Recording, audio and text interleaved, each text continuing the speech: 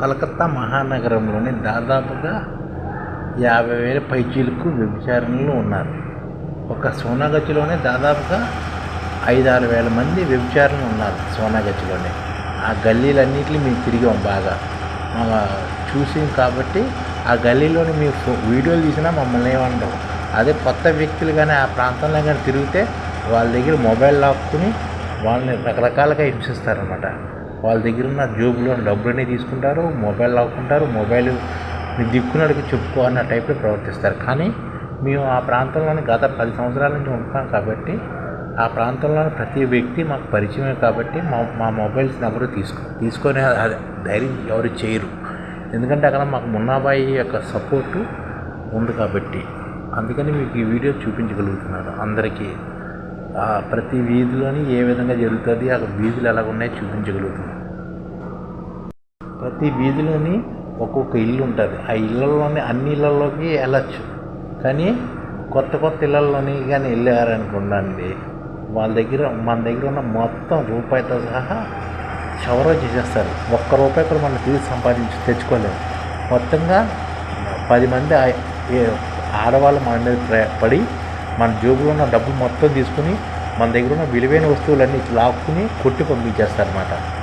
Mobiles అన్నీ లాగేసుకుని పంపించేస్తారు. అలాంటి ఖతర్నాక్ ఏరియాలని మేము తిరిగాం. ఆ అనుభూతితో చెప్తున్నాం. ఎందుకంటే మనం హైదరాబాద్లోని, బెంగళూరులోని ఆ ప్రాంతాల్లో కూడా ఇలాగా ఏరియాలు చేయాలన్నమాట. ఒక సంఘటిత రంగంగా మనం డెవలప్ చేయాలి. సోనాగచ్చిలో చాలామంది చాలా ఇబ్బందులు పడుతున్నారు. కొంత వయసు వృద్ధాప్యం వచ్చినప్పుడు వాళ్ళకి ఏం పని దొరక్క ఇలాంటి పనులు చేస్తుంటారు అన్నమాట. మనుషులు వాళ్ళు మంచి అమ్మాయిని ముందు పెట్టి వెనకాతల దోచుకోవడం చేస్తారన్నమాట. ఆ అమ్మాయికి చూపిస్తే ఈ అమ్మాయి బాగుంటే దీని దగ్గరికి వెళ్ళు అని చెప్పి చూపించి ఎరేసి మనం అమ్మాయి దగ్గరికి వెళ్ళగానే వెనక నుంచి వీళ్ళు ముసలి లాంటి వాళ్ళు 10 మంది లేడీస్ మన మీద పడి మన దగ్గర పైశాచికంగా మన దగ్గర ఉన్న డబ్బులు, విలువైన వస్తువులని లాక్కుంటారు అన్నమాట. మళ్ళీ తర్వాత పంచుకుంటారు ఆ డబ్బులన్నీ. అదే అక్కడ జరుగుతుంటుంది. అలాంటివి లేకుండానే మన భారతీయులకి అందరికీ మానసిక ఆనందం వచ్చేటట్లు, సెక్స్ టూరిజం డెవలప్ చేసేటట్లు ఐడియా చూస్తుంది అన్నమాట. ఎవరికి ఇష్టం, ఎవరు వ్యభిచారం చేద్దాం అనుకున్నారో వాళ్ళకి లైసెన్స్ ఇస్తుంది అన్నమాట. వాళ్ళకి ప్రతి మంత్లీ మెడికల్ టెస్టులు చేస్తూ, వాళ్ళకి ఇన్సూరెన్స్లు చేస్తూ, వాళ్ళకి భవిష్యత్తులో గ్యారంటీ ఇస్తూ, ఈ రోజు నుంచి సంపాదనలని వాళ్ళకి షేర్ తీసుకుని వాళ్ళకి కొంతమంది అన్న స్త్రీలు ఎలా ఉంటారు, కొంతమంది స్త్రీలకి వ్యభిచారం చేయడం అంటే సరదా. అది రకరకాలు ఏ బాధ్యత లేకుండా వ్యభిచారం చేసి సంపాదించుకోవాలని కొంతమంది సరదా. అది కష్టపడి సంపాదించుకోవడం చాలా కష్టం. వ్యభిచారం చేసి సంపాదించుకోవడం ఇటు మానసిక ఆనందం లభిస్తుంటుంది, మంచి ఫుడ్, మంచి బెడ్, మందు, చిందు అన్నీ లభిస్తాయి. కాబట్టి వ్యభిచారానికి చాలామంది ప్రస్తుతం యువతలోని 10 మంది ఆడవాళ్ళు ఆ వ్యభిచారం చేయడానికి రెడీగా ఉన్నారు. కానీ మనం ఆ వ్యక్తులకి లైసెన్స్ ఇచ్చేయడమే మనం చేయవలసిన పని. అలా కానీ చేయగలిగితే భారతదేశంలో కూడా ప్రపంచంలో 5 రకాల స్త్రీలు ఉంటారు అన్నమాట. శంకిని, చిత్తిని, హస్తిని, పద్మిని జాతి స్త్రీలు, శంకిని జాతి స్త్రీలు, హస్తిని జాతి స్త్రీలు, చిత్తిని జాతి స్త్రీలు వాళ్ళ పనులు వాళ్ళ జాతి లక్షణాలు వాళ్ళు చేసుకుంటూనే పోతుంటారు. అలాగే 6 రకాలు స్కిన్ టోన్ బట్టి 6 రకాల లేడీస్ ఉంటారు. మంగోలైట్స్, నిగ్రోలైట్స్, కాకస్, ద్రావిడ్స్, యూరోపియన్స్, నెక్స్ట్ మిస్రీలు అంటే టమాస్కస్ ఏరియాకి సంబంధించిన మధ్య ఆసియా సంబంధించిన వాళ్ళు అనమాట. వీళ్ళ స్కిన్ టోన్ బంగారు రంగులో ఉంటుంది. కరోనాకు ముందు వరకు కలకత్తాలోని గంట సేపు వ్యభిచారం చేయడానికి ₹2,100 తీసుకునేవారు రూముల్లోని. కానీ ప్రస్తుతం ₹3,200 అయిపోయింది గంట పాటు వ్యభిచారం చేయడానికి. కొన్ని ప్రాంతాల్లో అయితే గంటకే ₹5,000 కూడా తీసుకుంటారు. కొన్ని ఏరియాల అమ్మాయిని బట్టి, ధరను బట్టి. ఈ విధంగా కలకత్తాలో రేట్లు ఉన్నాయన్నమాట. అదే వ్యక్తికి నెలకి చాలా అయితే అంత పెట్టుబడి పెట్టేవాళ్ళు తక్కువ అనమాట. అవి వాళ్ళంతా రూములు రెంట్లు కట్టడానికి ఇవన్నీ ఖర్చు పెట్టుకోవడానికి సగం డబ్బులు వాళ్ళకి వేస్ట్గా పోతున్నాయి అన్నమాట. సగం డబ్బులే మిగులుతున్నాయి అక్కడ వ్యభిచారులు అందరికీ. కానీ ఐడిఎఫ్ ఏర్పాటు చేయడంతో వాళ్ళకి లైఫ్ గ్యారంటీ ఇచ్చేటట్లు చూస్తారన్నమాట. వాళ్ళని కూడా సంఘటిత రంగంగా డెవలప్ చేస్తుంది వ్యభిచారం కూడాను ఐడిఎఫ్ ద్వారా. మానవుడికి ప్రతిరోజు కామ కోరికలు ఉద్భవిస్తూనే ఉంటాయి అన్నమాట. అది చనిపోయే వరకు కామ కోరికలు ఉద్భవిస్తూనే ఉంటాయి. అది ఎవరు అరికట్టలేని విషయం. అందుకనే దానికి తగ్గట్టు వక్ర మార్గాల్లోకి వెళ్ళకుండా సేఫ్టీ ప్రికాషన్స్ తోటి తను ఎంజాయ్ చేయాలనుకుంటాడు. కానీ వక్ర మార్గాల ద్వారా జరుగుతాయి. ఆడవాళ్ళకి కానీ మగవాళ్ళకి కానీ కామ కోరికలు కామన్. దాన్ని ఎవరు వచ్చినా, స్వామి వివేకానంద వచ్చినా మార్చలేడు, గాంధీ వచ్చినా మార్చలేడు. అది మన శరీరంలో ఉద్భవించే డోపమైన్ యొక్క కోరికలు కారణం అన్నమాట. ఈ డోపమైనే మన భారతదేశాన్ని, ప్రపంచాన్ని మన కంట్రోల్లో నడుపుతుంది అన్నమాట. ఈ డోపమైనే ఒక ఆర్థిక వ్యవస్థను సృష్టిస్తుంది. ఈ డోపమైన్ది వాల్యూ దాదాపుగా 10 లక్షల కోట్ల రూపాయలు వాల్యూ చేసేది డోపమైన్. ఈ యొక్క రసాయన పదార్థమే ప్రపంచంలో మానవులందరినీ కంట్రోల్ చేస్తుంది. ఒక విధంగా వాళ్ళ కోరికలు పుట్టిస్తుంది. అన్నీ చేస్తూ వాళ్ళ యొక్క శక్తిని ఎంజాయ్మెంట్కి ఖర్చు పెట్టేటట్లు చేస్తుంది డోపమైన్. కోరికలు పుట్టించడమే డోపమైన్ యొక్క ప్రథమ లక్ష్యం. మనిషిని తన ఆధీనంలో ఉంచి మనిషిని తన చెప్పు చేతల్లో ఉంచుతున్నదే డోపమైన్ అనే రసాయన పదార్థం. దీన్ని మనం గ్రహించాలి. ఎందుకంటే డోపమైన్ లేకపోతే ఈ ప్రస్తుత సమాజమే లేదు. ఒక విధంగా చెప్పాలంటే మన శరీరంలోని మన తిన్న ఆహారంలోని ఉద్భవిస్తున్న డోపమైన్ అనే రసాయనమే మనకి సెక్స్ కోరికలు కలిగించడం, మానసిక ఆనందాన్ని కలిగజేయడం. మానసిక ఆనందాన్ని కలిగజేసేదే డోపమైన్. ఆ డోపమైన్ నియంత్రించుకోవడం ఎవరి వల్ల కాదు. అది ఆ యొక్క క్షణికావేశంలో జరిగేదే. దానివల్ల మర్డర్లు కూడా జరుగుతున్నాయి రకరకాలుగా. ఇవన్నీ నిర్మూలించుకుంటూ ఉండాలంటే మనం డోపమైన్ లేకుండా శరీరంలోని ప్రతి వ్యక్తికి కామ కోరికలు నశించాలి, తీర్చుకునేటట్లు, అందుబాటులో ఉంచేటట్లు వ్యభిచారాన్ని కూడా ప్రోత్సహించాలి కొంతవరకు. ఎందుకంటే వ్యభిచారం కలకత్తాలో మర్డర్లో ఎన్ని తక్కువ జరుగుతాయి. ఎందుకు కారణం ఏంటంటే అక్కడ వ్యభిచారం ఉన్నది ఉంటుంది కాబట్టి ఎవరు రేపులు అన్నీ తక్కువ. ఒక విధంగా చెప్పాలంటే మిగతా నగరాలతో పోల్చుకుంటే కలకత్తాలో కొంతవరకు నయం మిగతా నగరాలతో పోల్చుకుంటే. ఎందుకంటే అక్కడ సోనాగచ్చి ఉంది కాబట్టి. సమాజానికి సెక్స్ వర్కర్లు చాలా మేలు చేస్తున్నారు. కుటుంబ కలహాలు లేకుండా సమాజాన్ని సమతుల్యం చేస్తున్నారు సెక్స్ వర్కర్లు. ఈ విషయాన్ని గుర్తించాలన్నమాట అందరూ. సెక్స్ వర్కర్లకు కూడా జీవించే హక్కును కల్పించాలి. ఈ సోనాగచ్చి లేకపోతే కలకత్తా మహానగరమే అతలాకులం అయిపోతుంది అన్నమాట. అంత పెద్ద మహానగరంలోని సెక్స్ కోరికలు తీర్చడానికే సోనాగచ్చి ఉంది. ఈ విషయాన్ని అందరూ గ్రహించాలి. సోనాగచ్చి లాంటి ప్రదేశాలు ప్రతి భారతదేశంలోని ప్రతి మెట్రో నగరాల్లోనే ఏర్పాటు చేయడమే ఐడిఎఫ్ దాని బాధ్యతగా తీసుకుంటుంది అన్నమాట. ఎందుకంటే ప్రతి మెట్రో నగరాల్లో కూడా రేపులు, ఇవన్నీ ఈ అక్రమ సంబంధాలు ఇవన్నీ ఎక్కువగా నడుస్తున్నాయి అన్నమాట. ఎప్పుడైనా వ్యక్తికి దొరకలేనప్పుడు దాని యొక్క వాల్యూ బాగా పెరిగిపోతుంది. ఇవన్నీ అందుబాటులోనే ఆడవాళ్ళు లభించారనుకో, ఆ వ్యక్తి అక్రమ మార్గాల్లో ప్రవహించకుండా సక్రమ మార్గంలో ఉంటాడు. ఆ వ్యక్తి తన పని ఏదో తను చేసుకుంటాడు. రోజుకి డోపమైన్ రిలీజ్ అయినప్పుడు కామ కోరికలు తీర్చుకుంటాడు. మళ్ళీ టైంలోనే మిగతా 8 గంటలు పనులు పడిపోతారు అనమాట. దాన్ని ఎప్పుడు ఫ్రీగా వదిలేయాలి. డోపమైన్ రిలీజ్ని ఫ్రీగా వదిలేసిన రోజున ఆ వ్యక్తికి, సమాజానికి ఎంతో మేలు. ఈ విషయాన్ని రాజకీయ నాయకులు అంత గ్రహిస్తే అంత మంచిది. భారతదేశంలోని మనం ఎంత చెప్పినా సరే దాదాపుగా 50 లక్షల మంది సెక్స్ వర్కర్లు ఉన్నారు. ఇంకొక అన్అఫీషియల్గా ఇంకో 50 లక్షల మంది తమ కనిపించకుండా సెక్స్ వర్కర్ల కింద పనిచేస్తున్న వాళ్ళు కూడా ఉన్నారు. అంటే ఇందులో 50 లక్షల మంది వ్యభిచార గృహాలు ఉంటాయి. మిగతా 50 లక్షల మంది మొబైల్లో చేసేవాళ్ళు, వ్యభిచారం చేసేవాళ్ళు కూడా ఉన్నారు. మానసిక ఆనందం పొందుతున్న వాళ్ళు కూడా ఉన్నారు అన్నమాట భారతదేశంలో. ఈ విషయాన్ని గ్రహించిన రోజునే భారతదేశం బాగుపడుతుంది. కలకత్తాలోని దాదాపుగా 10-15 ప్రాంతాల్లోని సెక్స్ అన్నది అక్కడ ఫ్రీగా జరిగేటట్లు ఉందన్నమాట. కానీ మనం చూసుకుని వెళ్ళాలి. ఏ ఇంట్లో కాపాడితే ఆ ఇంట్లో దూరిపోతే మన యొక్క డబ్బులు అన్నీ పోతాయి. మనం దెబ్బలు తిని బయటకు వస్తాం అన్నమాట. అందుకనే కానీ భవిష్యత్తులో అలాంటి ప్రాబ్లం రాకుండా కలకత్తాలో ఉన్న అలాగే మెట్రో నగరంలో ప్రతి ఒక్కరికి సెక్స్ అందుబాటులో చేస్తుంది అన్నమాట ఐడిఎఫ్. సెక్స్ అంటే ఆడి సంపాదనలోనే కొంత డబ్బు సెక్స్కి కూడా ఖర్చు పెట్టేటట్లు చేసుకుంటారు అనమాట, ఎంజాయ్ చేయడానికి.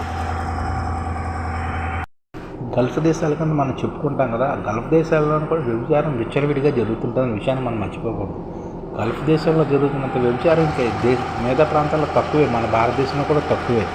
ఎందుకంటే అక్కడ జనాలు ఆ గల్ఫ్ దేశాలు ఎలా భావిస్తాయంటే ఆ దేశం యొక్క సంపాదన ఆ దేశంలోనే ఖర్చు పెట్టేటట్లు చూడాలని ఆ దేశాల్లో ఏదైనా ఆడవాళ్ళు కంప్లైంట్ ఇచ్చే వరకే, కంప్లైంట్ ఇస్తేనే పోలీసులు యాక్షన్ తీసుకుంటారు గల్ఫ్ దేశాల్లో.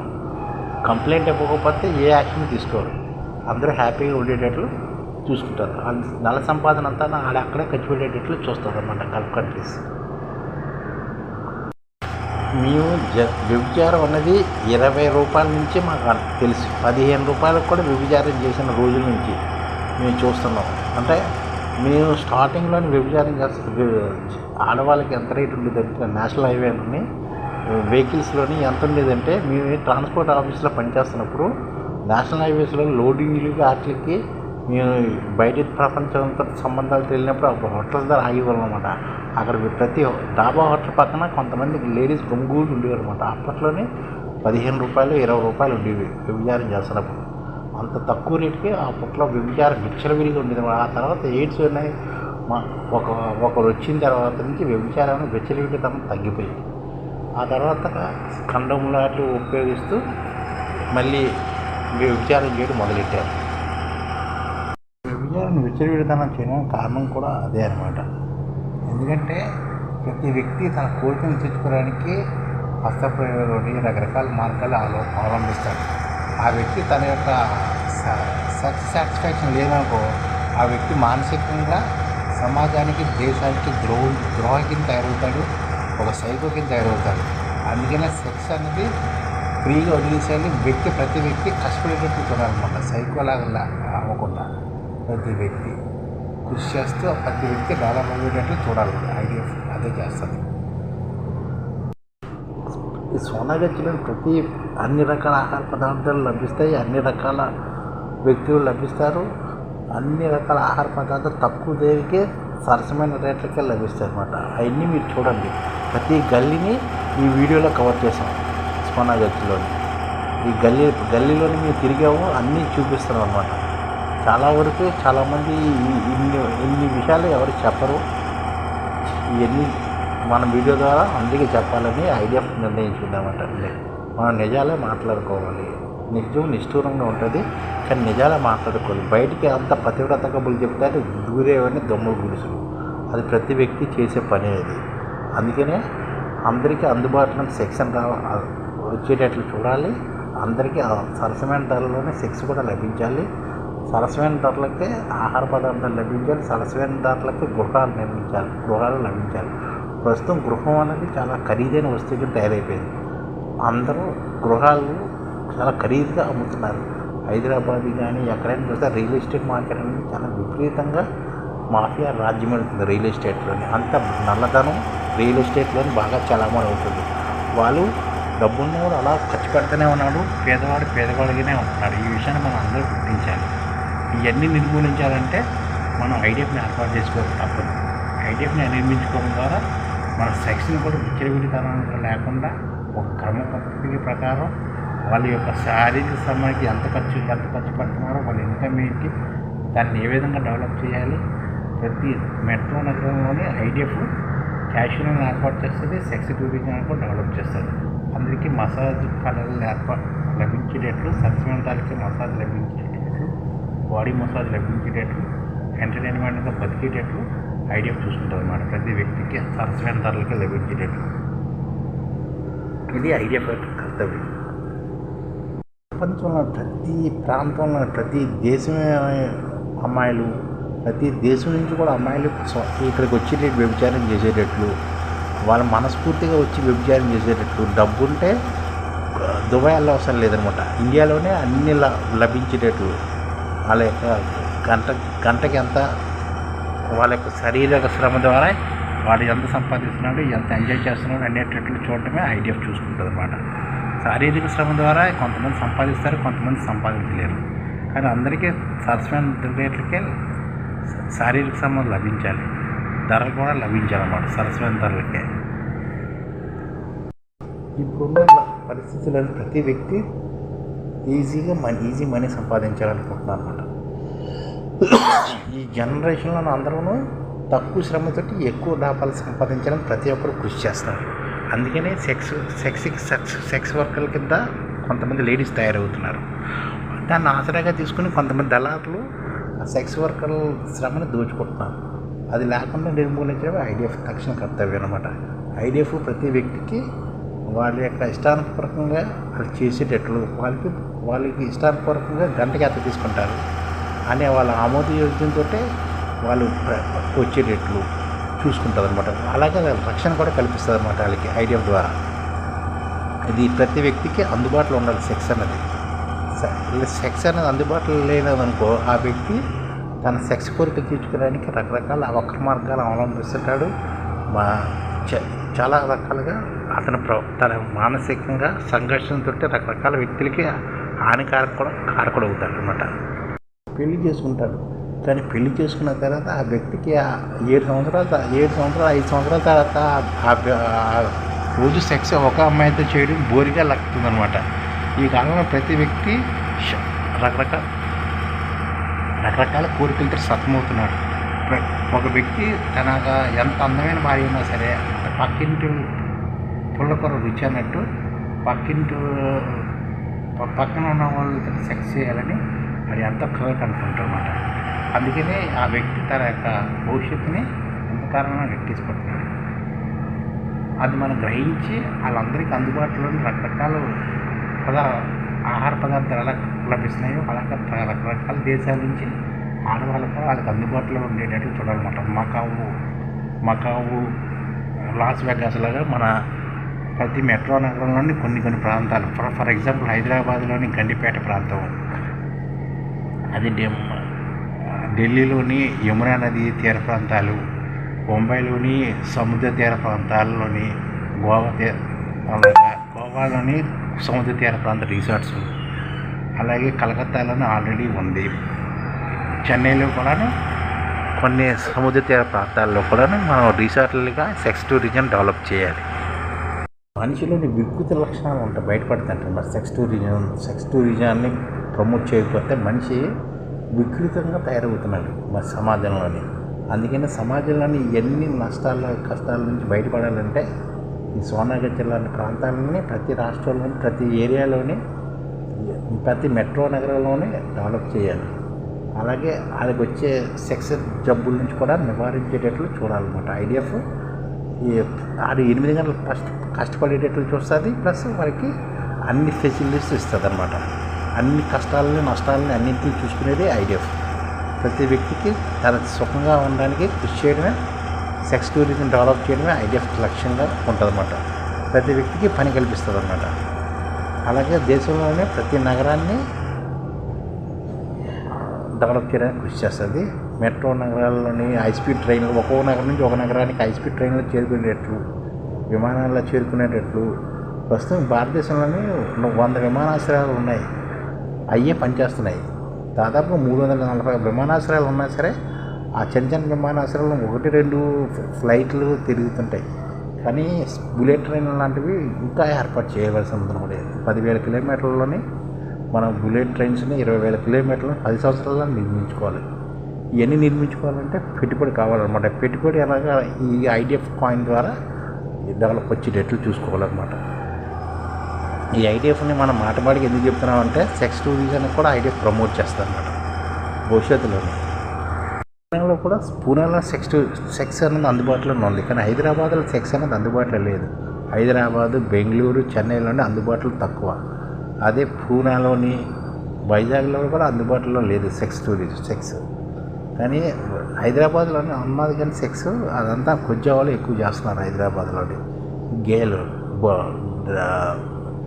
థాయిలాండ్లో అలాగా మగవాళ్ళు ఆడవాళ్ళకి తయారైపోయి పౌడర్లు కొట్టుకుని అలా మోసం చేస్తున్నారో అదేవిధంగా ఇక్కడ ఉందన్నమాట. గేస్ ఎక్కువగా ఉన్నారన్నమాట సెక్స్ టూరిజం. ఈ విధంగా గేలు కూడా బాగా ఎక్కువ ఉన్నారు హైదరాబాద్ నగరంలోని. కానీ లేడీస్ అనేది వ్యభిచారం హైదరాబాద్లో తక్కువగా జరుగుతుంది. ఈ విషయాన్ని మనం అందరం గ్రహించవలసిన విషయం అన్నమాట. హైదరాబాద్లోని గేలు కూడాను దౌర్జన్యం బాగా చేస్తుంటారు. అది కొజ్జావాళ్ళు అంటారు కదా వాళ్ళు. కానీ కలకత్తాలో కొజ్జావాళ్ళు ఇలా తక్కువ. ఎందుకంటే ఉన్నా సరే వాళ్ళు వేరే ప్రాంతాల్లోకి వెళ్ళిపోతారు. ఎందుకంటే కలకత్తాలోని కొజ్జావాళ్ళ దౌర్జన్యాలు ఉండవు. అంతా ఆడవాళ్ళ దౌర్జన్యాలు. అంటే ఆడవాళ్ళు అంటే దౌర్జన్యాలు అంటే అబౌవ్ 40 ఇయర్స్ లేడీస్లో వ్యభిచారం ఉండదు చూడు, అలాంటి లేడీస్ ఎక్కువ దౌర్జన్యాలు చేస్తారు, జనాల దగ్గర నుంచి డబ్బులు లాక్కుంటారు అనమాట. ఇలాంటివన్నీ లేకుండా చూసేదే ఐడిఎఫ్. ప్రస్తుతం ఉన్న సమాజంలో జరుగుతున్న అక్రమాలని అన్ని నిర్మూలించడం ఐడిఎఫ్ లక్షణంగా ఉంటుంది అన్నమాట. అప్పట్లోని సిరియా, డమస్కస్, లెబనాను వీటిలందరినీ ఎంజాయ్ చేసుకుంటూ గడిపాం. ఎందుకంటే మనిషి జీవితం అనేది శాశ్వతం కాదు, ఏ రోజు చచ్చిపోతాం మనకే తెలియదు. ఈరోజు బతుకుతాం, రేపు చచ్చిపోవచ్చు. ఇప్పుడు లేసాం, సాయంత్రం చనిపోవచ్చేమో ఎవరు తెలుసు. అందుకని సంపాదించిందంతాను ఆ విధంగా ఎంజాయ్ తగలెట్టాం. అలాగే కలకత్తాలో కూడా జాయ్ చేసాం. ఇప్పుడు దుబాయ్ గురించి మాట్లాడుకుంటున్నాం కాబట్టి ఒకసారి విందారు. అప్పట్లోని ఒక షాట్కి 150 dirhams తీసుకునేది. అంటే ఈ రోజుని లెక్కేసుకుంటే అది 75,000తో సమానం, 75,000 రూపాయలతో సమానం బంగారంతో కంపేర్ చేసుకుంటే ఈ రోజుని. అలాంటివి మేము అప్పట్లోనే 1998లో దాదాపుగా 8 సంవత్సరాల్లోని 1998 నుంచి 2006 వరకు ప్రతి జుమ్మరాత్కి అదే పని మీద ఉండేవాళ్ళు అనమాట. వారం రోజులు గుడ్లే కష్టపడేవాళ్ళం. మా ఎన్పిసిసిలో, నేషనల్ పెట్రోల్ కన్స్ట్రక్షన్ కంపెనీలో నా కార్డ్ నెంబర్ 23240, మీరు కావాల్సి చెక్ చేసుకోవచ్చు. ఎన్పిసిసిలోకి వెళ్ళి వాళ్ళ వెబ్సైట్లోకి వెళ్ళి 23240 భాస్కర్ నా పేరు ఉంటుంది. నా ఎక్కడ ఏ రోజుల్లో పనిచేసానో అన్ని లిస్ట్ ఉంటుంది అనమాట. National petrol construction company, Abu Dhabi, దుబాయ్లో. 1998లోని వైజాగ్ నుంచి సెలెక్ట్ అయ్యి వెళ్ళాం. 2000 మందిలోని 7గురిమే సెలెక్ట్ అయ్యాం ఇంటర్వ్యూలోకి వచ్చిన వాళ్ళు. అందరికీ ఆ రోజున దుబాయ్ వెళ్ళాలన్నది అందరికీ కళ, కానీ మేము ఫ్రీగా వెళ్ళాం, ఎందుకంటే టాలెంట్ పెట్టి వెళ్ళాం. ఎంజాయ్ చేసాం. అలాగే కలకత్తాలో కూడా ఎంజాయ్ చేసాం. వచ్చిన తర్వాత కలకత్తాలో ఎంజాయ్మెంట్ ఎలా ఉండేదంటే, ఇది కలకత్తాలోని నేను ఇప్పుడు చూపిస్తున్న సోనాగచ్చి ఏరియాలోని మున్నాబాయ్ అని ఒక ఆయన ఉండేవారు. ఆయన అండర్లోని నేను వర్క్ చేసేవాడిని. ఆయన ప్రతిరోజు తెలుగు రాష్ట్రాలు దక్షిణ భారతదేశానికి రోజు 100 వెహికల్స్, లారీలు పెట్టేవాడు అనమాట. 100 లారీలని తెలుగు రాష్ట్రాలకి లోడింగ్ చేసేవారు.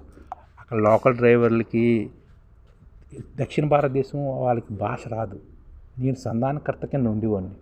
లోకల్లో వచ్చే ప్రాబ్లమ్స్ని లోకల్ డ్రైవర్ వచ్చి పలానా ఏరియాలో లోడ్ వచ్చింది, ఆ ఏరియా అక్కడ పంపించంటే లోకల్ డ్రైవర్ని చూసి ఆ ఏరియా ఆడికి అప్పచెప్పి ఆడికి రోజు 1500, అప్పట్లో ఇప్పుడు 2006లోని రోజుకి లోకల్ డ్రైవర్కి 1500 జీతం ఇచ్చి, అవసరమైతే ఈడే సొంతంగా వెళ్తున్నట్టు ఒక గైడ్ని ఏర్పాటు చేస్తూ లోడింగ్ చేసుకుని వాడు వెళ్ళిపోయేవారు. కొంతమంది ఏం చేసేవారు, కలకత్తాలోని అప్పట్లోని ఉప్పులాగా ఫోన్పేలు ఏవి ఉండేవి కాదు.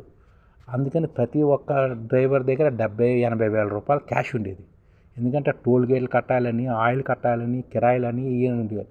వీళ్ళంతా ఏం చేసేవారు, కలకత్తాలోని మున్నాబాయ్ ఆఫీస్లో అందర్బహార్ లోనా బయట ఆడేవారు. అంటే 3 పత్తీలు ఉంటాయి, పత్తి వేస్తుంటారు అనమాట. వీడు చెప్పి కలవ పువ్వు అటు పట్టదా ఇటు పట్టదా అని చూసుకుంటారు అనమాట. అటు పడ్డది అనుకో, ఇప్పుడు 1వ నెంబర్ ఉందనుకో, ఒకటి కలవ, అది అందర్బహార్ అనమాట ఆడుతుంటారు. ఎవరికి పడుతుందో తెలియదు. అలాగ లోన బయట ఆడేవారు. ఒక్కొక్కరు కిరాయిల పాకెట్ ఇచ్చేవారు. కొంతమంది అయితే అక్కడ వ్యభిచార కొంపలకి వెళ్ళేవారు. ఎర్రగా బుర్రగా ఉన్నదని చెప్పి దాని దగ్గరికి వెళ్తాయి, అది లోనకి లాక్కుని వెళ్ళిపోయి కిరాయిలు 70,000 రూపాయలు లాగేసుకుని కొట్టేసి పంపించేవారు. వాళ్ళు మా దగ్గరికి వచ్చేవారు. వాళ్ళకి మీ పంచాయతీ చేసేవాళ్ళని, ఎవరు కొట్టింది, ఎవరు ఏ ఇంట్లో కొట్టారు, ఆ ఏరియాకి వెళ్ళి అక్కడ లోకల్ వాళ్ళని పట్టుకుని లోకల్ వాళ్ళని 10% తీసుకుంటారు. అంటే సపోజ్ ఆ ఇంట్లోనే మనం 70,000 రూపాయలు పోగొట్టుకున్నాం అనుకో, వాళ్ళు మనకు 70,000 రూపాయలు తిరిగి ఇవ్వరు. ఆ లోకల్లోని మన కాకినాడ ఆవిడ దానికి లోకల్లోనే మెంబర్ అనమాట. కాకినాడ ఆవిడ దాని దగ్గరికి వెళ్ళి, సీతక్క దాని పేరు, దాని దగ్గరికి వెళ్ళి, ఎందుకంటే వీళ్ళందరూ సినిమాలు చూడాలంటే రాక్సీ థియేటర్కి వచ్చేవారు అనమాట. మన తెలుగు సినిమాలు అక్కడ రాక్సీ థియేటర్లు ఆడతాయి. వీళ్ళందరూ సినిమా చూడడానికి వచ్చేవాళ్ళు. మేము అప్పట్లో సినిమాలు చూసాం. దుబాయ్లో అయితే ఠాగూర్ చూసాం. తర్వాత ఎన్ని సినిమాలు ఇక్కడ చూసాం. అప్పుడు వీళ్ళందరూ మాకు పరిచయం అక్కడ థియేటర్లోని. ఈ ఫిగర్లు అందరూ 10 మంది 20 మంది మన తెలుగు ఫిగర్లు అందరూ థియేటర్కి వచ్చేవారు. అక్కడ పరిచయాల మీద అక్కడ వీళ్ళందరికీ ఒక కమిటీ ఉంటుంది అనమాట. ఆ మెంబర్ అనమాట ఆవిడకి వెళ్ళి చెప్పి, పలానా మా డ్రైవర్ వాళ్ళు కొట్టేసి వాళ్ళు 70,000 రూపాయలు లాగేసుకున్నారు, వాళ్ళు ఓనర్ ఏమో వాళ్ళ ఇంటి మీదకి వెళ్ళి వాళ్ళు పిల్లల్ని తిడుతున్నారు, ఇది 70,000 రూపాయలు ఇవ్వట్లేదు అని చెప్తే, మా వెనకాతలు ఒక 10 మంది లేడీస్ గ్యాంగ్ వచ్చి ఆ ఇంట్లో వాళ్ళతో వెళ్ళి వాళ్ళతో గొడవ పడేవారు. మనం మగవాళ్ళు హ్యాండ్లింగ్ చేస్తుంటే బట్టలు చింపేసుకొని పోలీస్ కేసు అవి అది ఇది అనేది. అందుకని వీళ్ళు మనకు సపోర్ట్గా అలా 5,000 తీసుకుండేవారు లోకలు. ఆ 70,000 రూపాయలని మనకి తిరిగి వచ్చేది 50,000. అదే మనం లెక్కేసుకోవాలి. వెళ్ళి మన తరపున ఆ లేడీస్ వెళ్ళేవారు. లేడీస్ వెళ్ళిపోయి ఆడేదో ఆడ ఇంట్లోనే ఆ ఓనర్ వచ్చి ఆడు నాన్న బీభత్సం చేస్తున్నాడు, వాళ్ళ ఇంట్లోనే వాళ్ళ ఆవిడ్ని పడుకోమంటున్నాడు, ఆ పిల్లల్ని అందరు ఇంట్లోంచి బయట తోలిస్తాడు. వాళ్ళ లారీ ఓనరు ఆడు ఇప్పుడు రోడ్డుపై పడిపోయాడు అండ్ ఇప్పుడు ఆడు గతి ఏంటి, ఆడు ధర మీరు డబ్బులు లాగేసుకున్నారు దౌర్జన్యం చేసి ఇస్తారా, లేకపోతే మీకు మీ అంతా చూస్తామని వీళ్ళు 10 మంది లేడీస్ వాళ్ళ మీద తిరగబడితే వాళ్ళు దయచేసి ఒక 10,000 తీసుకుని తిరిగి డబ్బులు ఇచ్చేవారు అనమాట. 50,000 రూపాయలు ఎంత వచ్చేది. అందులోనే మళ్ళీ 10% మన వెనకాల సపోర్ట్గా వచ్చినందుకు ఇవన్నీ ఖర్చుకుని మనం 70,000 రూపాయలు అక్కడ కోల్పోతే తిరిగి మన చేతికి వచ్చేది 40,000. వీడు ఎందుకు ఎర్రగా బొర్రగా ఉందని చెప్పి దాని దగ్గరికి వెళ్ళినప్పుడు వీడి దగ్గర ఉన్న మొత్తం క్యాష్ అంతా దెంగేసేవారు. అలాంటి సెటిల్మెంట్లు చేసి వచ్చిన వాళ్ళు, మీ ఇలాంటివన్నీ చూసి వచ్చిన వాళ్ళు ఎర్రగా బొర్రగా ఉందని చెప్పి వెళ్ళిపోతే లాస్ట్ని ప్యాకెట్ అయిపోయిన తర్వాత మళ్ళీ ఇక్కడ మున్నాబాయి ఏమి షట్టర్లేసి కొడుతున్నాడని సోనాగచ్చికి వెళ్ళిపోయి లంజిలింక్లో నుండి ఆ లంజిలికి రూమ్ రెంట్లు ఇచ్చి 3,000 4,000 రూపాయలు రాత్రి అంతా ఉండి ఒక 10 మంది కుర్రోళ్ళు ఆ లంజిల కొంపల్లో ఉండి ఆ లంజికేమో ఒక 2,000 3,000 ఇచ్చి అక్కడ ఆడేవారు ప్యాకెట్ లోన బయట. ఈ 50,000 రూపాయలు తిమ్మిరు అనమాట. వీడికి వచ్చేది 5,000 రూపాయలే. ఒక కలకత్తా వెళ్ళి ఒక ట్రిప్ వేసుకుని రావడానికి మిగిలేదు 5,000. కానీ వీడు 80,000 రూపాయలు లారీ కిరాయి, టోల్గేట్కి లారీ కిరాయి. వీడికి మిగిలేది వీడు 8 రోజులు కష్టపడితే వీడికి మిగిలేదు 5,000. కానీ వీటి దగ్గర 80,000 70,000 రూపాయలు. అది ఈ డబ్బు కాదు, ఆయిల్కి పెట్రోల్కి డీజిల్కి ప్లస్ టోల్ గేట్లకి వీడి దారి ఖర్చులకి ఆ డబ్బు. అది ఈ డబ్బు కాదు, ఓనర్ది. వీడికి ఎంత ఉందో 5,000 రూపాయలు వీడు ఖర్చు పెట్టుకోగలరు. అందుకని ఎక్కువ డబ్బు ఓనర్కి తిరిగి లెక్క చెప్పాలి. కానీ వీడేమనుకునేవాడు ఆ డబ్బు అంతా నాదే అని ఫీల్ అయిపోతూ ప్యాకెట్లు దిగేవాడు. ఆ 70,000 రూపాయలు ప్యాకెట్లోనే ఎందుకంటే 10,000 రూపాయలు వేసేవాడు లోన మీద 10,000, వీడు ఇంకోటి బయట మీద 10,000 వేసేవాడు. తిప్పేవారు. ఆడికొచ్చేది వీడికి వస్తుందా ఒకసారి దెంగేసేవారు 10,000. నెక్స్ట్ ప్యాకెట్ ఆడేవారు. వీడి కెపాసిటీ 5,000. కానీ వీడు ఏం చేసేవాడు 80,000 ఈ డబ్బు అనుకుని ఆడేసేవారు. తిరగమతి వాళ్ళని. ఒకసారి ఏంటైందంటే ఫర్ ఎగ్జాంపుల్ వీడు ఫస్ట్ టైము వీడు ఫ్రెండ్షిప్ మీద ఉద్యోగం చేసుకుంటాడు. ఒక ఫ్రెండ్ ఉద్యోగంలో పెట్టాడండి. వీడు ఏం చేశాడంటే ఆ ఫ్రెండ్ వీడికి రికమెండేషన్ చేయడం వల్ల వీడు వెళ్ళాడు ఎక్కడికి గుజరాత్కి కోరబండ లోడ్ ఎత్తారు. గుజరాత్ కోరబండ లోడ్ ఎత్తే వీడు ఏం చేశాడంటే ఆ కోరబండ లోడ్ని వీడు అక్కడ అమ్మేశాడు. ఎక్కడ బోర్డర్లు దాటిన తర్వాత కోరబండలో సగం కోరబండలు అమ్మేశారు. అమ్మేసి ఆ డబ్బు పట్టుకుని కలకత్తా వచ్చాడు. కలకత్తా వచ్చేసి ఏంటి ఒక డ్రైవర్ ఫర్ చెప్తున్నాను ఎగ్జాంపుల్, వాడు కలకత్తా వచ్చేసి ఆ లంజులకి బట్టలు కొనడం, ఆ సినిమాలకు షికార్లకు తిరగేయడం ఈ డబ్బు కాదు, ఆ లోడ్ అమ్మేసి ఆ డబ్బుతోటి. తర్వాత ఈడే ఏం చేశాడంటే ఒకసారి వీడికి ఆ కెమికల్ లోడ్ అప్పచెప్పారన్నమాట. ఇది శ్రీకాకుళం దాటిన తర్వాత చిలకపాలెం అని ఉంటుంది టోల్ గేట్. ఆ టోల్ గేట్ దాటిన తర్వాత కెమికల్ ఫ్యాక్టరీ ఉంటుంది.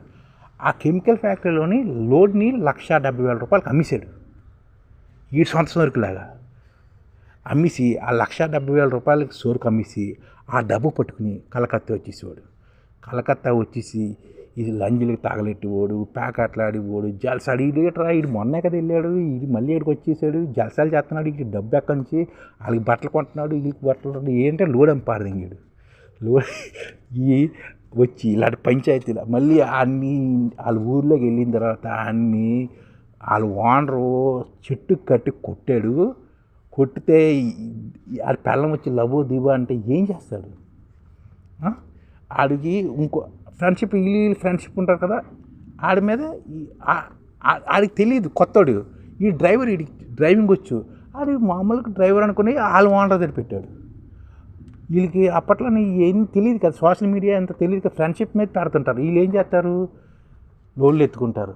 లోడ్లు ఎత్తుకుని కోరబండ లోడ్ అనుకో, అది స్పాట్కి వెళ్ళినవారు ఎక్కడికి ఎక్కడ గుజరాత్లోని ఎత్తారనుకో, లేకపోతే నిమ్మకాయ ఏమో అస్సాంకి ఎత్తారనుకో, ఈ ఒరిస్సాలో నంపారు తింటారు. అమ్మిసి నిమ్మకాయ ఎక్కడన్నా అమ్మించుకోవచ్చు. పని నెక్స్ట్ టైం ఇక ఏలూరు నుంచి సరికేస్తారు, వాళ్ళు టాటాకి సరికేస్తారన్నమాట. మన మామూలు ఉంటుంది, దాని పైన ఓ 2 టన్నులు నిమ్మకాయ వేసేస్తారు.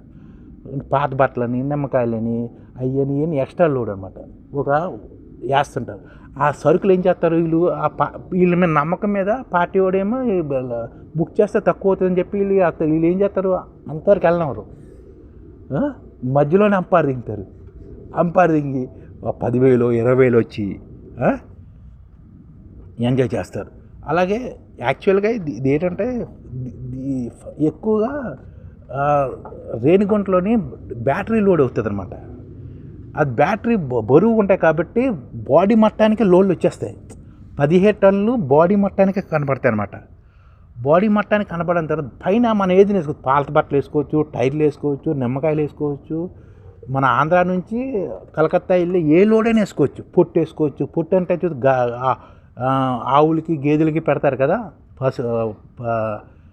పప్పు ధాన్యాల నుంచి వచ్చే పొట్టు, ఇది ఇలాగ ఒక 5 టన్నులు వేసుకుంటారు.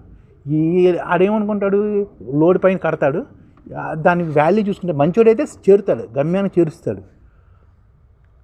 చేర్చి ఆడు న్యాయంగా బద్ధంగా ఆడు తీసుకుని ఆడికి వచ్చే ఆడి ఎంత కిరాయి మాట్టుకున్నాడు ఇది ఓనర్కి తెలియదు ఎన్ని అలా సంపాదించేవారు అన్నమాట అప్పట్లోనే.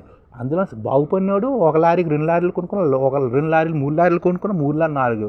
ఒకప్పుడు గల్లా వాళ్ళకి ఆ ఓనరు ఒకప్పుడు పెట్రోల్ బంకులను ఆయిల్ పోసేవాడు. ఆడు 150 బళ్ళకి ఆ ఓనర్ వేడు గల్లా. మీరు విజయవాడకి వెళ్ళి గల్లా గారు అంటే గల్లా వెంకటేశ్వర అంటే ఎవడని చెప్తాను, 150 లారీలు ఉండేవి ఒకప్పుడు ఆయనకి. ఈ రోజుని వైజాగ్ ఆ డబ్బుని ఆ లారీల మీద పెట్టుబడి పెట్టలేదు, హైదరాబాద్కి వచ్చి రియల్ ఎస్టేట్ మీద పెట్టుబడి పెట్టాడు. అప్పట్లోనే తెలంగాణ విడిపోయిన తర్వాత డబ్బులంతా బ్లాక్ అయిపోయి లారీలు వచ్చే డబ్బులు లారీల మీద పెట్టుబడి పెట్టాలి. అవన్నీ సపోజ్ ఒక లారీ సంపాదించింది అనుకో, దానికి కొత్త టైర్లు వేయాలి, దాన్ని మెయింటెనెన్స్ చేయాలి. ఆ డబ్బు తెచ్చేసి ఆ లారీ మీద పెట్టుబడి వచ్చి సంపాదన వచ్చి రియల్ ఎస్టేట్లో పెడతానంటే ఎలా ఉంటుంది?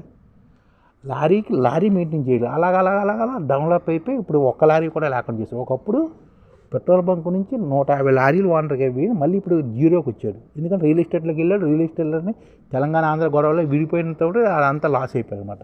150 లారీలు ఆ దగ్గర పనిచేసేవాళ్ళు ఒక్కొక్కడు 2 లారీలు కొన్నవాళ్ళు ఉన్నారు, 3 లారీలు కొన్నవాళ్ళు ఉన్నారు. వీళ్ళంతాను రకరకాలుగా ఉండేవారు అనమాట.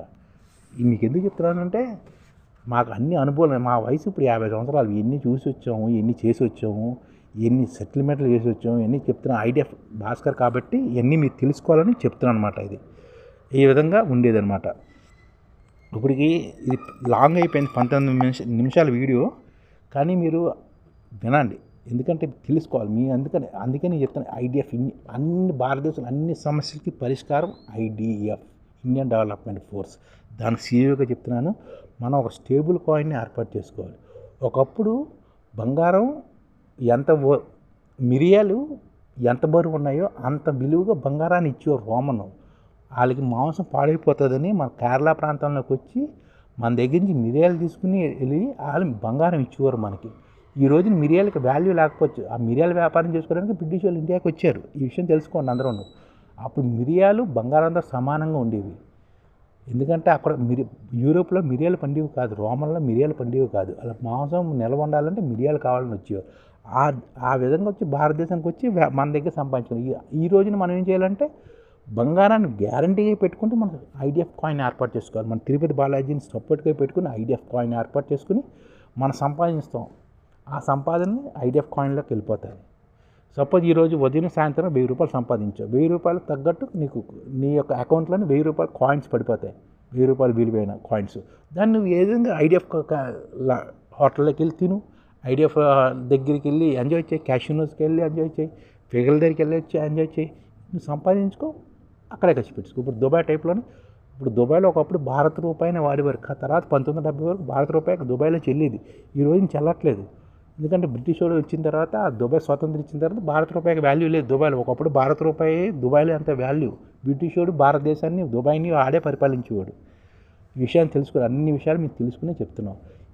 ఇదేంటంటే అన్ని ఎంజాయ్లు చేసి వచ్చాం. దాదాపుగా 50 సంవత్సరాల నుంచి 16 సంవత్సరాల నుంచి 50 సంవత్సరాల వరకు ఎంజాయ్ చేసుకుని వచ్చాం. ఎన్ని అనుభవపూర్వకంగా చెప్తున్నాను. ఇప్పుడు భారతదేశం కరెక్ట్గా డెవలప్ అవ్వాలన్నా, ఏ సమస్య లేకుండా ఉండాలన్నా ఐడిఎఫ్ ఏర్పాటు చేయక తప్పదు. ఐడిఎఫ్ ఏర్పాటు చేసుకుని మనం హ్యాపీగా ఉండాలంటే మా వీడియోలు ఫాలో అవ్వండి. మీకు అన్ని విషయాలు చెప్తాం. మా వీడియోని ఫాలో అవ్వండి.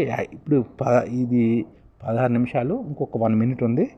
నేను ఎందుకు చెప్తున్నానంటే ఇప్పుడు మనం కొంతమంది ఆ ఏరియాలోకి వెళ్ళారనుకో, డబ్బులు పోతే సినీ వస్తుంది, ఉన్న డబ్బులు పోతాయి, ఎంజాయ్మెంట్ ఉండదు, అన్నీ ఇబ్బందుల్లో ఉంటారు. అందుకనే అనుభవపూర్వకంగా చెప్తున్నాను, ప్రతి ఏరియాలోనే క్యాషియోస్ ఏర్పాటు చేయాలి. ఎంజాయ్మెంట్ అంటే ప్రతి ఏరియాని ఐడిఎఫ్ కంట్రోల్లోకి వెళ్ళిపోవాలన్నమాట. ఐడిఎఫ్ సపోజ్ హైదరాబాద్ ఉందనుకో, హుస్సేన్ సాగర్, హిమాత్ సాగరు, గండిపేట ఆ ప్రాంతంలోని ఐడిఎఫ్ తన చేతుల్లో తీసుకుంటారు అనమాట. అక్కడే ఎంజాయ్మెంట్ క్లబ్లు ఏర్పాటు చేస్తుంది. ఇప్పుడు కలకత్తాలో, దుబాయ్లో జరుగుతున్న కార్యకలాపాలన్నీ అక్కడ జరుగుతాయి అన్నమాట. మనం సంపాదించుకోవాలి, ప్రతి ఒక్కరు 8 గంటలు కష్టపడాలి, 8 గంటలు ఎంజాయ్ చేయాలి, 8 గంటలు నిద్రపోవాలి. అది కాన్సెప్ట్, ఐడిఎఫ్ కాన్సెప్ట్ అది. ఎందుకంటే మీ అనుభవపూర్వకంగా చెప్తున్నాం కాబట్టి, ఆ విధంగా ఏ విధంగా ఉన్నది మా ఎక్స్పీరియన్స్ తోటి చెప్తున్నాం కాబట్టి, భారతదేశంలో 10 కోట్ల మందికి నెలకి 15,000 రూపాయల జీతంతో ఏ విధంగా ఇవ్వచ్చు అన్నది, నెలకు 30,000 రూపాయల జీతంతో 10 కోట్ల మందికి కొత్తగా ఉద్యోగాలు ఇవ్వచ్చు, ఏ విధంగా ఇవ్వన్నది మా వీడియో ఫాలో అవుతూ అందరూ ఉండండి. సింగరేణి క్వార్టర్లపై సోలార్ పవర్ రూప్ టాప్లు అనమాట.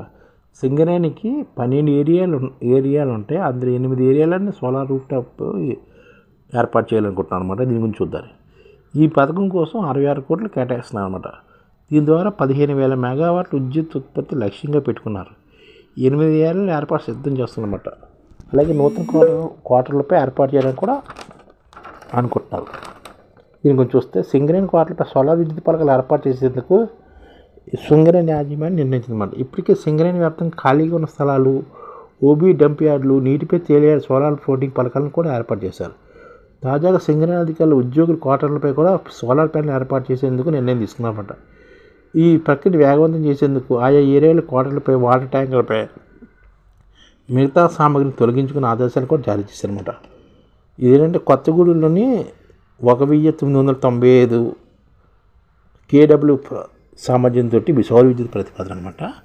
దానికి 8.8 కోట్ల 69 లక్షలు ఖర్చు అవుతుందని చెప్తున్నారు అనమాట. అలాగే మణుగూరు దగ్గర 2,730, దీనికి 11 కోట్లు ఖర్చు అవుతుంది అనమాట. కార్పొరేటర్ దగ్గర 2,000 మెగావాట్లు, అది కేడబ్ల్యూలు, దీనికి 8 కోట్లు ఖర్చు అవుతుంది. RG1 అక్కడ 760 కేడబ్ల్యూలు, 3.3 కోట్లు. RG2 దగ్గర 2,800 కేడబ్ల్యూలు, ఇక్కడ 12.2 కోట్లు ఖర్చు అవుతుంది. RG3 దగ్గర 230 కేడబ్ల్యూలు, దగ్గర 1 కోటి ఖర్చు అవుతుంది అన్నమాట. శ్రీరాంపూర్ దగ్గర 530 కేడబ్ల్యూలు, ఇక్కడ 2.3 కోట్లు ఖర్చు అవుతుంది. భూపాలపల్లి దగ్గర 3,955 మెగావాట్లు, ఇక్కడేమో 17 కోట్లు ఖర్చు అవుతుంది. మొత్తంగా 15,000 మెగావాట్లకి 65 కోట్లు ఖర్చు అవుతుందని చెప్తున్నారు. అలాగే కొత్త క్వార్టర్లు కూడా ఏర్పాటు చేస్తారన్నమాట. కొత్తగా నిర్మించే క్వార్టర్లో సోలార్ ప్యానెల్ ఏర్పాటు చేయడానికి కూడా చెప్తున్నారు. ఇందులో భాగంగా ఆయా క్వార్టర్లో నిర్మిస్తున్న క్వార్టర్లు కూడా ఇది సింగరేణి 12 ఏరియాలు ఉండగా సోలార్ రూఫ్ టాప్ ప్యానెల్ 8 ఏరియాలు ఏర్పాటు చేస్తారన్నమాట. Kothagudem, corporator, Manuguru, RG1, RG2, RG3, Srirampur, Bhupalpally ఏరియాలోని వీటిని ఏర్పాటు చేయాలనుకుంటున్నారు. క్వార్టర్లు పైకప్పులో సోలార్ ప్యానెల్ ఏర్పాటు చేసి ఉద్యోగులకు అందించి విద్యుత్తును అనుసంధానిస్తారన్నమాట. అయితే అందులో మిగిలిన విద్యుత్తును జెన్కో గ్రిడ్కు అనుసంధానించి విక్రయిస్తారన్నమాట. ట్రాన్స్కో ద్వారా వినియోగిస్తున్న విద్యుత్తును పోని మిగిలిన సోలార్ విద్యుత్ జెన్కో డబ్బులు చెల్లిస్తుంది. ఈ విషయంలో ఇప్పటికే ప్రభుత్వంతో ఒప్పందం కూడా చేసుకున్నారు. ఈ విధంగా సింగరేణి క్వార్టర్స్ పైన సోలార్ విద్యుత్తులు సింగరేణి క్వార్టర్లపై. ఈ ఛానల్ ముఖ్య ఉద్దేశం ఏంటంటే, మన తెలుగు రాష్ట్రాల్లో 1 కోటి మందికి సంఘటిత రంగాల్లో ఏ విధంగా ఉద్యోగాలు ఇవ్వవచ్చు, కనీస నెల జీతం 30,000 వరకు ఏ విధంగా ఇవ్వవచ్చు, ఏ విధంగా చేస్తే ఉద్యోగాలు సృష్టించబడతాయో వివరిస్తూ ఈ ఛానల్ వీడియోలు వస్తాయి. అలాంటి వీడియోలు మీకు కావాలంటే మన ఐడిఎఫ్ భాస్కర్ ఛానల్ని సబ్స్క్రైబ్ చేసుకోండి. ఐడిఎఫ్ అంటే ఇండియన్ డెవలప్మెంట్ ఫోర్స్. ఈ వీడియోలు చూసిన తర్వాత మీకు నచ్చితే లైక్ చేయండి, మీ ఫ్యామిలీ మెంబర్స్కి షేర్ చేయండి మరియు మీ ఫ్రెండ్స్కి షేర్ చేయండి. Thank you. నమస్కారం.